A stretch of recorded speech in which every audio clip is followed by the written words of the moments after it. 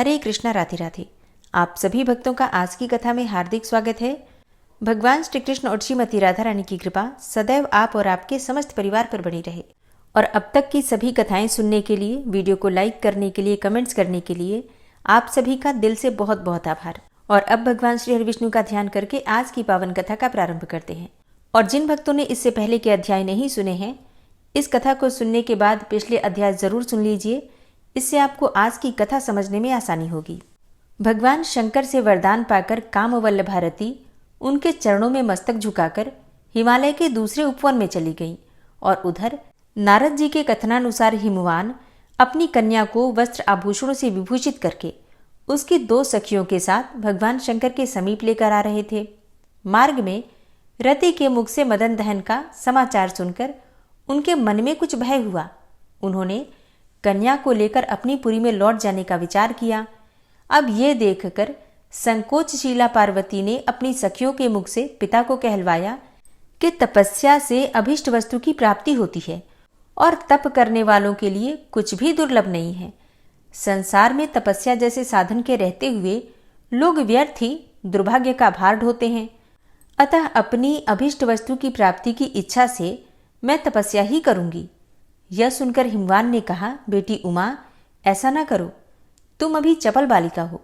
तुम्हारा शरीर तपस्या का कष्ट सहन करने में समर्थ नहीं है। हे बालिके, जो बात होने वाली होती है वह तो होकर ही रहती है, इसलिए तुम्हें तपस्या करने की कोई आवश्यकता नहीं है। अब घर को ही चलो और वहीं चलकर इस कार्य की सिद्धि के लिए कोई उपाय सोचूंगा। पिताजी के ऐसा कहने पर भी जब पार्वती घर जाने को तैयार नहीं हुई, तब हिमवान ने मन ही मन अपनी पुत्री के दृढ़ निश्चय की प्रशंसा की। इसी समय आकाश में दिव्यवाणी प्रकट हुई, जो तीनों लोकों में सुनाई पड़ी। वह इस प्रकार थी, हे गिरिराज, तुमने उमा कहकर पुत्री को तपस्या करने से रोका है, इसलिए इस संसार में इसका नाम होगा उमा। यह मूर्तिमती सिद्धि है, अपनी अभिलषित वस्तु को अवश्य ही प्राप्त करेगी। यह आकाशवाणी सुनकर हिमवान ने पुत्री को तप करने की आज्ञा दे दी और स्वयं अपने भवन को चले गए। पार्वती अपनी दोनों सखियों के साथ हिमालय के उस प्रदेश में गईं जहां देवताओं का भी पहुंचना कठिन था। वहां का शिखर परम पवित्र और नाना प्रकार की धातुओं से विभूषित था। सब ओर दिव्य पुष्प और लताएं फैली हुई थी। वृक्षों पर भ्रमर गुंजार कर रहे थे और वहां पार्वती ने अपनी वस्त्र और आभूषण उतारकर दिव्य वल्कल वस्त्र धारण करके कटी में कुशों की मेखला पहन ली। वह प्रतिदिन 3 बार स्नान करती और गुलाब के फूल चबाकर रह जाती थी। इस प्रकार उन्होंने 100 वर्षों तक तपस्या की। तत्पश्चात 100 वर्षों तक हिमवान कुमारी प्रतिदिन एक ही पत्ता खाकर रहीं और उसके बाद पुनः 100 वर्षों तक उन्होंने आहार का सर्वथा परित्याग कर दिया, अर्थात बिना भोजन के बिना कुछ खाए पिए ही रही। इस तरह वह तपस्या की निधि बन गई। उनके तप की आंच से समस्त प्राणी उद्विग्न हो उठे। तब इंद्र ने सप्तर्षियों का स्मरण किया। वे सब बड़ी प्रसन्नता के साथ एक ही समय वहां उपस्थित हुए। इंद्र ने सबका स्वागत सत्कार किया। इसके बाद उन्होंने अपने बुलाए जाने का प्रयोजन पूछा। तब इंद्र ने कहा, महात्माओं, आप लोगों के आवाहन का प्रयोजन सुनिए। हिमालय पर पार्वती देवी घोर तपस्या कर रही हैं। आप लोग संसार के हित के लिए शीघ्रतापूर्वक वहां जाकर उन्हें अभिमत वस्तु की प्राप्ति का विश्वास दिलाकर तपस्या बंद करा दीजिए। बहुत अच्छा कहकर सप्तर्षिगण उस सिद्ध सेवित शैल पर आए और पार्वती देवी से मधुर वाणी में बोले, बेटी, तुम किस उद्देश्य से यहाँ तप कर रही हो? पार्वती देवी ने मुनियों के गौरव का ध्यान रखकर आदरपूर्वक कहा, महात्माओं, आप लोग समस्त प्राणियों के मनोरथ को जानते हैं। प्रायः सभी देहधारी ऐसी ही वस्तु की अभिलाषा करते हैं जो अत्यंत दुर्लभ होती है। मैं भगवान शंकर को पति के रूप में प्राप्त करने का उद्योग कर रही हूँ। वे स्वभाव से ही दुराराध्य हैं। देवता और असुर भी जिनके स्वरूप को निश्चित रूप से नहीं जानते, जो पारमार्थिक क्रियाओं के एकमात्र आधार हैं, जिन वितराग महात्मा ने कामदेव को जलाकर भस्म कर डाला है, ऐसे महामहिम शिव को मेरी जैसी तुच्छ अबला किस प्रकार आराधना द्वारा प्रसन्न कर सकती है? पार्वती के यो कहने पर मुनियों ने उनके मन की दृढ़ता जानने के लिए कहा, बेटी, संसार में 2 तरह का सुख देखा जाता है। एक तो वह है जिसका शरीर से संबंध होता है और दूसरा वह है जो मन को शांति एवं आनंद प्रदान करने वाला होता है। यदि तुम अपने शरीर के लिए नित्य सुख की इच्छा करती हो तो तुम्हें घृणित वेश में रहने वाले भूत प्रेतों के संगी महादेव से वह सुख कैसे मिल सकता है? अरे, वे फुफकारते हुए भयंकर भुजंगों को आभूषण के रूप में धारण करते हैं, श्मशान भूमि में रहते हैं और रौद्र रूपधारी प्रमथगण सदा उनके साथ लगे रहते हैं। उनसे तो लक्ष्मीपति भगवान श्री विष्णु कहीं अच्छे हैं। वे इस जगत के पालक हैं, उनके स्वरूप का कहीं ओर छोर नहीं है तथा वे यज्ञ भोगी देवताओं के स्वामी भी हैं। तुम उन्हें पाने की इच्छा क्यों नहीं करती? अथवा दूसरे किसी भी देवता को पाने से तुम्हें मानसिक सुख की प्राप्ति हो सकती है। जिस वर को तुम चाहती हो उसको तो पाने में ही बहुत क्लेश है, और यदि कदाचित प्राप्त भी हो गया तो वह तो निष्फल वृक्ष के ही समान है, उससे तुम्हें सुख नहीं मिल सकता। उन श्रेष्ठ मुनियों के ऐसा कहने पर पार्वती देवी कुपित हो उठी। उनके होठ फड़कने लगे और वे क्रोध से लाल आंखें करके बोली, महर्षियों, दुराग्रही के लिए कौन सी नीति है? जिनकी समझ उल्टी है उन्हें आज तक किसने राह पर लगाया है? मुझे भी ऐसी ही जानिए, अतः मेरे विषय में अधिक विचार करने की कोई आवश्यकता नहीं है। आप सब लोग प्रजापति के समान हैं, सब कुछ देखने और समझने वाले हैं। फिर भी यह निश्चय है कि आप उन जगत प्रभु सनातन देव भगवान शंकर को नहीं जानते। वे अजन्मा, ईश्वर और अव्यक्त हैं। उनकी महिमा का मापतोल नहीं है। उनके अलौकिक कर्मों का उत्तम रहस्य समझना तो दूर रहा, उनके स्वरूप का बोध भी आवृत है। श्री विष्णु और ब्रह्मा आदि देवेश्वर भी उन्हें यथार्थ रूप से नहीं जानते। ब्रह्मर्षियों, उनका आत्मवैभव समस्त भुवनों में फैला हुआ है, संपूर्ण प्राणियों के सामने प्रकट है। क्या उसे भी आप लोग नहीं जानते? बताइए तो, यह आकाश किसका स्वरूप है? यह अग्नि, यह वायु किसकी मूर्ति है? पृथ्वी और जल किसके विग्रह हैं? तथा ये चंद्रमा और सूर्य किसके नेत्र हैं? पार्वती देवी जी की बातें सुनकर सप्तर्षि गण वहां से उस स्थान पर गए जहां पर भगवान शिव विराजमान थे। उन्होंने भक्तिपूर्वक नमस्कार करके भगवान से कहा, स्वर्ग के अधीश्वर महादेव, आप दयालु देवता हैं। गिरिराज हिमालय की पुत्री आपके लिए तपस्या कर रही हैं। हम लोग उनका मनोरथ जानकर आपके पास आए हैं। आप योग माया, महिमा और गुणों के आश्रय हैं। आपको अपने निर्मल ऐश्वर्य पर गर्व नहीं है। शरीरधारियों में हम लोग अधिक पुण्यवान हैं जो कि ऐसे महिमाशाली आपका दर्शन कर रहे हैं।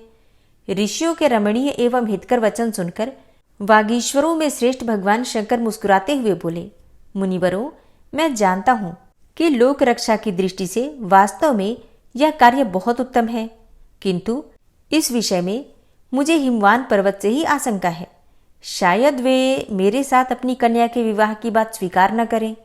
इसमें संदेह नहीं है कि जो लोग कार्य सिद्धि के लिए उद्यत होते हैं वे सभी उत्कंठित रहा करते हैं, और उत्कंठा होने पर बड़े बड़े महात्माओं के चित्त में भी उतावली पड़ जाती है। तथापि विशिष्ट व्यक्तियों को लोक मर्यादा का अनुसरण करना ही चाहिए, क्योंकि इससे धर्म की वृद्धि होती है और परवर्ती लोगों के लिए भी आदर्श उपस्थित होता है। भगवान के ऐसा कहने पर सप्तर्षिगण तुरंत हिमालय के भवन में गए। वहां हिमवान ने बड़े आदर के साथ उनका पूजन किया। उससे प्रसन्न होकर वे मुनि श्रेष्ठ उतावली के कारण संक्षेप से बोले, गिरिराज, तुम्हारी पुत्री के लिए साक्षात पिनाकधारी भगवान शंकर तुमसे याचना करते हैं। अतः तुम अपनी पुत्री भगवान श्री शंकर को समर्पित करके अपने को पावन बनाओ। यह देवताओं का कार्य है। जगत का उद्धार करने के लिए ही यह उद्योग किया जा रहा है। उनके ऐसा कहने पर हिमवान आनंद विभोर हो गए। तब वे हिमवान को साथ लेकर पार्वती जी के आश्रम पर गए। उमा तपस्या के कारण तेजोमय दिखाई दे रही थी। उन्होंने अपने तेज से सूर्य और अग्नि की ज्वाला को भी परास्त कर दिया था। मुनियों ने जब स्नेहपूर्वक उसका मनोगत भाव पूछा तो उस मानिनी ने यह सारगर्भित वचन कहा, मैं पिनाकधारी भगवान रुद्र के सिवा दूसरे किसी को नहीं चाहती। वे ही छोटे बड़े प्राणियों में आत्मा रूप से स्थित हैं। वे ही सबको समृद्धि प्रदान करने वाले हैं। धीरता और ऐश्वर्य आदि गुण उन्हीं में शोभा पाते हैं। वे तुलना रहित महान प्रमाण हैं। उनके सिवा दूसरी कोई वस्तु है ही नहीं। यह सारा जगत उन्हीं से उत्पन्न होता है। जिनका ऐश्वर्य आदि और अंत से रहित है, उन्हीं भगवान शंकर की शरण में मैं आई हूँ। पार्वती देवी के ये वचन सुनकर वे मुनिश्रेष्ठ बहुत प्रसन्न हुए। उनके नेत्रों में आनंद के आंसू उमड़ पड़े और उन्होंने तपस्विनी गिरिजा की प्रशंसा करते हुए मधुर वाणी में कहा, अहो, बड़ी अद्भुत बात है बेटी, तुम निर्मल ज्ञान की मूर्ति सी जान पड़ती हो और श्री शंकर जी में दृढ़ अनुराग रखने के कारण हमारे अंतःकरण को अत्यंत प्रसन्न कर रही हो। हम भगवान शिव के अद्भुत ऐश्वर्य को जानते हैं, केवल तुम्हारे निश्चय की दृढ़ता जानने के लिए यहाँ आए हुए थे। अब तुम्हारी यह कामना शीघ्र ही पूरी होगी। अपने इस मनोहर रूप को तपस्या की आग में न जलाओ। कल प्रातःकाल भगवान शंकर स्वयं आकर तुम्हारा पाणी ग्रहण करेंगे। हम लोग पहले आकर तुम्हारे पिताजी से भी प्रार्थना कर चुके हैं। अब तुम अपने पिता के साथ घर जाओ, हम भी अपने आश्रम को जाते हैं। उनके इस प्रकार कहने पर पार्वती यह सोचकर कि तपस्या का यथार्थ फल प्राप्त हो गया, तुरंत ही पिता के शोभा संपन्न दिव्य भवन में चली गई। वहां जाने पर गिरिजा के हृदय में भगवान शंकर के दर्शन की प्रबल उत्कंठा जागृत हुई, अतः उसे वह रात 1000 वर्षों के समान जान पड़ी। तदनंतर ब्राह्म मुहूर्त में उठकर सखियों ने पार्वती का मांगलिक कार्य करना आरंभ किया। क्रमशः नाना प्रकार के मंगल विधान यथार्थ रूप से संपन्न किए गए।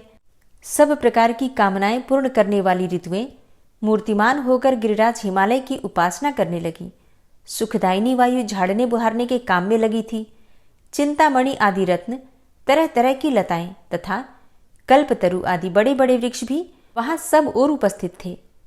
दिव्य औषधियों के साथ साधारण औषधियां भी दिव्य देह धारण करके सेवा में संलग्न थी। रस और धातुएं भी वहां दास और दासी का काम करती थी। नदियां, समुद्र तथा स्थावर जंगम सभी प्राणी मूर्तिमान होकर हिमवान की महिमा बढ़ा रहे थे। दूसरी ओर निर्मल शरीर वाले देवता, मुनि, नाग, यक्ष, गंधर्व और किन्नरगण, ये सभी श्री शंकर जी की श्रृंगार की सारी सामग्री सजाए गंधमादन पर्वत पर उपस्थित हुए। ब्रह्मा जी ने श्री शंकर जी के जटाजूट में चंद्रमा की कला सजाई। भगवान श्री विष्णु रत्न के बने कर्णभूषण, उज्ज्वल कंठार और भुजंग में आभूषण लेकर श्री शंकर जी के सामने उपस्थित हुए और अन्य देवताओं ने मन के समान वेग वाले शिव वाहन नंदी को भी विभूषित किया। भांति भांति की श्रृंगार सामग्रियों से श्री शंकर जी को सुसज्जित करके उन्हें सुंदर आभूषण पहनाकर भी देवताओं की व्यग्रता भी दूर नहीं हुई। वे शीघ्र से शीघ्र वैवाहिक कार्यक्रम संपन्न करवाना चाहते थे। पृथ्वी देवी भी सर्वथा व्यग्र थीं। वे मनोरम रूप धारण करके उपस्थित हुई और नूतन तथा सुंदर रस और औषधियां प्रदान करने लगी। साक्षात वरुण रत्न आभूषण तथा भांति भांति के रत्नों के बने हुए विचित्र विचित्र पुष्प लेकर उपस्थित हुए। समस्त देहधारियों के भीतर रहकर सब कुछ जानने वाले अग्निदेव भी परम पवित्र सोने के दिव्य आभूषण लेकर विनीत भाव से सामने आए। वायु सुगंध बिखेरती हुई मंद मंद गति से प्रवाहित होने लगी, जिससे उसका स्पर्श भगवान शंकर को सुखद प्रतीत हो। वज्र से सुसज्जित देवराज इंद्र ने बड़ी प्रसन्नता के साथ अपने हाथों में भगवान शिव का छत्र ग्रहण किया। वह छत्र अपने उज्ज्वल प्रकाश से चंद्रमा की किरण वालियों का उपहास कर रहा था। गंधर्व और किन्नर अत्यंत मधुर बाजों की ध्वनि करते हुए गान करने लगे। मुहूर्त और ऋतुएं मूर्तिमान होकर गान और नृत्य करने लगी। भगवान शंकर हिमवान के नगर में पहुंचे तो उनके चंचल प्रमथ गण हिमालय का आलिंगन करते हुए वहां स्थित हुए। तत्पश्चात विश्व विधाता ब्रह्मा जी तथा भगवान शंकर क्रमशः विवाह मंडप में विराजमान हुए। भगवान शिव जी ने अपनी पत्नी उमा के साथ शास्त्रोक्त विधि से विवाह कार्य संपन्न किया। गिरिराज ने उन्हें अर्घ्य दिया और देवताओं ने विनोद के द्वारा उन्हें प्रसन्न किया। भगवान शिव ने अपनी पत्नी के साथ वह रात्रि वहीं व्यतीत की और सवेरे देवताओं के स्तवन करने पर वे उठे और गिरिराज से विदा लेकर वायु के समान वेगशाली नंदी पर सवार होकर पत्नी सहित मंदराचल को चले गए। उमा के साथ भगवान नील लोहित के चले जाने पर हिमवान का मन कुछ उदास हो गया। क्यों न हो, कन्या की विदाई हो जाने पर भला किस पिता का हृदय व्याकुल नहीं होता। हरे कृष्णा। आज की कथा का यहीं पर समापन करती हूँ। इसके आगे का वृतांत आप कल की कथा में सुनेंगे। उम्मीद करती हूँ आज की कथा आपको जरूर पसंद आई होगी। श्री नारायण कवच। भगवान श्री हरि गरुड़ जी की पीठ पर अपने चरण कमल रखे हुए हैं।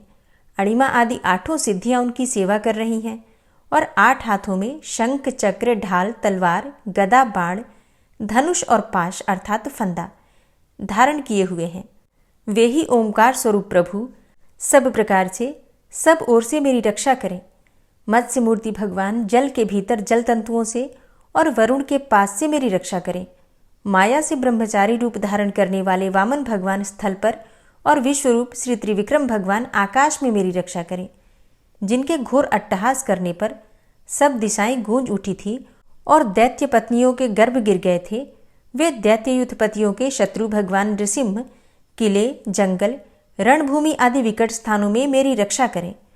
अपनी दाढ़ों पर पृथ्वी को उठा लेने वाले यज्ञ मूर्ति वाराह भगवान मार्ग में, परशुराम जी पर्वतों के शिखरों पर और लक्ष्मण जी के सहित भरत के बड़े भाई भगवान रामचंद्र प्रवास के समय मेरी रक्षा करें। भगवान नारायण मारण, मोहन आदि भयंकर अभिचारों और सब प्रकार के प्रमादों से मेरी रक्षा करें। ऋषि श्रेष्ठ नर गर्व से, योगेश्वर भगवान दत्तात्रेय योग के विघ्नों से और त्रिगुणाधिपति भगवान कपिल कर्म बंधन से मेरी रक्षा करें। परम ऋषि सनत कुमार कामदेव से, हयग्रीव भगवान मार्ग में चलते समय देव मूर्तियों को नमस्कार आदि न करने के अपराध से और देवर्षि नारद सेवा अपराधों से और भगवान कच्छप सब प्रकार के नरकों से मेरी रक्षा करें। भगवान धन्वंतरी कुपथ्य से, जितेंद्र भगवान ऋषभदेव सुख दुख आदि भयदायक द्वंद्वों से, यज्ञ भगवान लोकापवाद से और बलराम जी मनुष्यकृत कष्टों से और श्री शेष जी क्रोधवश नामक सर्पों के गणों से मेरी रक्षा करें। भगवान श्री कृष्ण द्वैपायन व्यास जी अज्ञान से तथा बुद्धदेव पाखंडियों से और प्रमाद से मेरी रक्षा करें। धर्म रक्षा करने वाले महान अवतार धारण करने वाले भगवान कल्कि पाप बहुल कलिकाल के दोषों से मेरी रक्षा करें। प्रातःकाल भगवान केशव अपनी गदा लेकर, कुछ दिन चढ़ जाने पर भगवान गोविंद अपनी बांसुरी लेकर और दोपहर के पहले भगवान नारायण अपनी तीक्ष्ण शक्ति लेकर और दोपहर को भगवान विष्णु चक्रराज सुदर्शन लेकर मेरी रक्षा करें। तीसरे पहर में भगवान मधुसूदन अपना प्रचंड धनुष लेकर मेरी रक्षा करें और सायंकाल में ब्रह्मा आदि त्रिमूर्तिधारी माधव, सूर्यास्त के बाद ऋषिकेश, अर्धरात्रि के पूर्व तथा अर्धरात्रि के समय अकेले भगवान पद्मनाभ मेरी रक्षा करें। रात्रि के पिछले प्रहर में श्रीवत्स लांछन श्रीहरि, उषा काल में खड्गधारी भगवान जनार्दन और सूर्योदय से पूर्व श्री दामोदर और संपूर्ण संध्याओं में काल मूर्ति भगवान विश्वेश्वर मेरी रक्षा करें। हे सुदर्शन, आपका आकार चक्र रथ के पहिए की तरह है। आपके किनारे का भाग प्रलयकालीन अग्नि के समान अत्यंत तीव्र है। आप भगवान की प्रेरणा से सबोर घूमते रहते हैं। जैसे आग वायु की सहायता से सूखे घास फूस जला डालती है, वैसे ही आप हमारी शत्रु सेना को शीघ्र से जला दीजिए। हे कौमुद की गदा, आपसे छूटने वाली चिंगारियों का स्पर्श वज्र के समान असह्य है। आप भगवान अजित की प्रिया हैं और मैं उनका सेवक हूँ। इसलिए आप कुष्मांड, विनायक, यक्ष, राक्षस, भूत और प्रेत आदि ग्रहों को अभी कुचल डालिए तथा मेरे शत्रुओं को चूर चूर कर दीजिए। हे शंखश्रेष्ठ, आप भगवान श्री कृष्ण के फूंकने से भयंकर शब्द करके मेरे शत्रुओं का दिल दहला दीजिए एवं यातुधान, प्रमथ, प्रेत, मातृका, पिशाच तथा ब्रह्म राक्षस आदि भयावने प्राणियों को यहाँ से तुरंत भगा दीजिए। भगवान की श्रेष्ठ तलवार, आपकी धार बहुत तीक्ष्ण है। आप भगवान की प्रेरणा से मेरे शत्रुओं को छिन्न भिन्न कर दीजिए। भगवान की प्यारी ढाल, आप में सैकड़ों चंद्राकार मंडल है। आप पाप दृष्टि, पापात्मा शत्रुओं की आंखें बंद कर दीजिए और उन्हें सदा के लिए अंधा बना दीजिए। सूर्य आदि ग्रह, धूमकेतु, पुच्छल तारे आदि केतु, दुष्ट मनुष्य, सर्प आदि रेंगने वाले जंतु, दाढ़ों वाले हिंसक पशु, भूत प्रेत आदि तथा पापी प्राणियों से हमें जो भय हो और जो हमारे मंगल के विरोधी हों, वे सभी भगवान के नाम, रूप तथा आयुधों का कीर्तन करने से तत्काल नष्ट हो जाएं। बृहद, रथंतर आदि सामवेदीय स्तोत्रों से जिनकी स्तुति की जाती है, वे वेद मूर्ति भगवान गरुड़ और विश्वक्सेन जी अपने नामोच्चारण के प्रभाव से हमें सब प्रकार की विपत्तियों से बचाएं। श्रीहरि के नाम, रूप, वाहन, आयुध तथा श्रेष्ठ पार्षद हमारी बुद्धि, इंद्रिय, मन और प्राणों को सब प्रकार की आपत्तियों से बचाएं। जितना भी कार्य अथवा कारण रूप जगत है, वह वास्तव में भगवान ही है। इस सत्य के प्रभाव से हमारे सारे उपद्रव नष्ट हो जाएं। जो लोग ब्रह्म और आत्मा की एकता का अनुभव कर चुके हैं, उनकी दृष्टि में भगवान का स्वरूप समस्त विकल्पों से रहित है, भेदों से रहित है। फिर भी वे अपनी माया शक्ति के द्वारा भूषण, आयुध और रूप नामक शक्तियों को धारण करते हैं। यह बात निश्चित रूप से सत्य है। इस कारण सर्वज्ञ, सर्वव्यापक भगवान श्री हरि सदा सर्वत्र सब स्वरूपों से हमारी रक्षा करें। जो अपने भयंकर अट्टहास से सब लोगों के भय को भगा देते हैं और अपने तेज से सबका तेज ग्रस लेते हैं, वे भगवान नृसिंह दिशा विदिशा में, नीचे ऊपर बाहर भीतर सब ओर से हमारी रक्षा करें। हे देवराज इंद्र, मैंने तुम्हें यह नारायण कवच सुना दिया है। इस कवच से तुम अपने को सुरक्षित कर लो।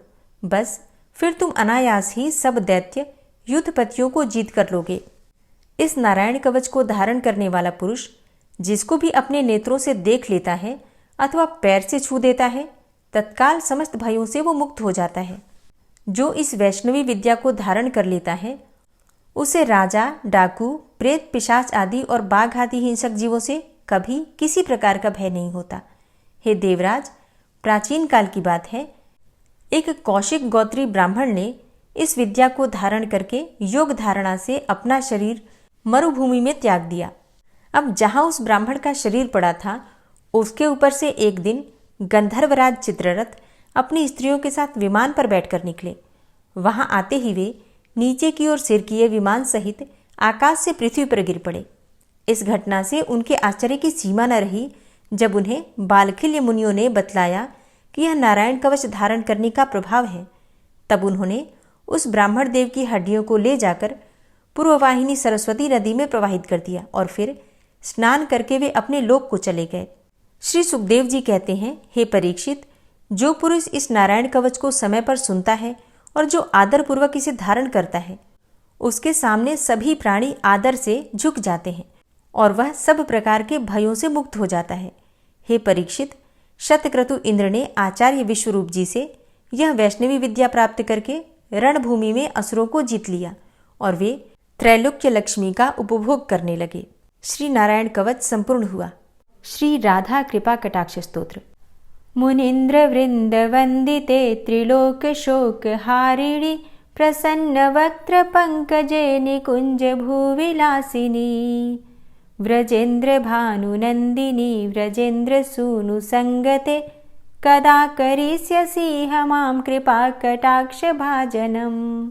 अशोक वृक्ष वल्लरी वितान मंडपस्थिते प्रवाल बाल पल्लव प्रभारुणांध्रि कोमले वराभय स्फुरत्करे प्रभूत संपदालये कदा करिष्यसि हमां कृपा कटाक्ष भाजनम्। अनंगरंग मंगलम प्रसंग भंगुरं भ्रुवां सविभ्रमं ससंभ्रमं दृगन्त बाणपातने निरन्तरं वशीकृत प्रतीत नन्दनन्दने कदा करिष्यसि हमां कृपा कटाक्ष भाजनम्।